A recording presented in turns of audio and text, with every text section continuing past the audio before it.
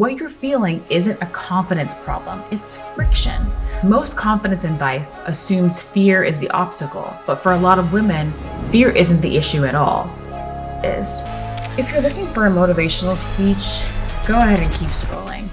I'm not here to tell you just to get confident, and I'm definitely not about to push you through discomfort for sport. This is about understanding why capable, high-performing women get stuck and how to tell the difference between hesitation that's holding you back and discernment that's actually protecting you. By the end of this, you'll have the language for what you're experiencing, relief from diagnosing yourself, and a clearer sense of what actually needs to change next. If you're listening to this, you're probably not struggling with confidence in all the obvious ways. You show up, you do the good work, people rely on you, but privately, you feel compressed, restless, a little underutilized. You're not asking, can I do this? You're asking, why does doing this feel heavier than it should? And that question is the starting point. By the way, if we haven't met, I'm Ayana. I'm a certified coach, a former corporate overachiever turned two-time founder, and someone who spent years doing all the right things on paper while quietly wondering why they stop feeling right in the body. I don't study this from the outside. I live inside the gap between knowing and doing, and I work with women who do as well. Here's the shift that changes everything. What you're feeling isn't a confidence problem, it's friction.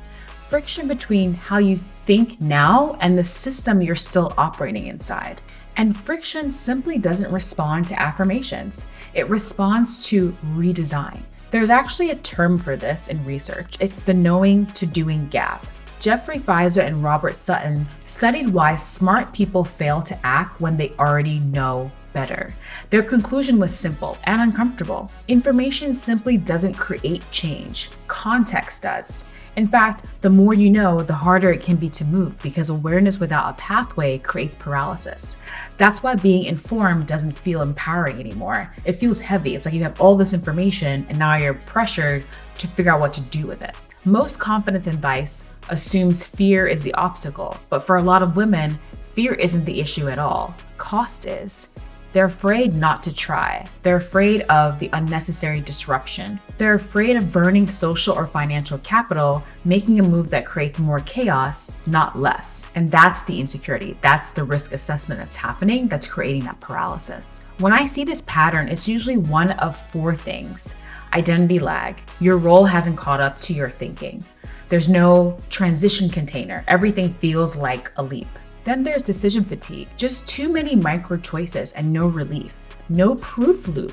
Confidence can't grow without evidence. Confidence doesn't come from hype, it comes from actual momentum that you can trust. Here's what actually helps. Confidence is a byproduct, not a prerequisite.